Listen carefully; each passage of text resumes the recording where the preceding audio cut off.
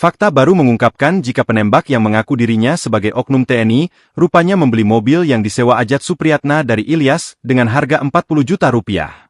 Tergiur harga mobil yang murah, akhirnya mobil oknum TNI tersebut membelinya.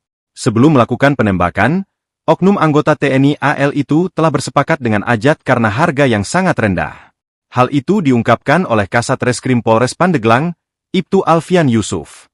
Selain oknum anggota TNI AL, polisi menyebut ada 2 pelaku lainnya yang ditangkap. Pertama, pelaku berinisial IM dan Ajat Supriyatna. Peran Ajat adalah mencari mobil sewaan untuk kemudian diserahkan kepada IM, penadah mobil rental hasil curian. Jadi, Ajat bukanlah pelaku penembakan, melainkan berperan mencari mobil, ujar Alfian. Dilansir dari Tribun Jakarta, Ajat dijanjikan uang 5 juta rupiah untuk mobil yang berhasil diambilnya. Oknum anggota TNI AL pun akhirnya membeli mobil curian Ajat dari Ilyas seharga 40 juta rupiah.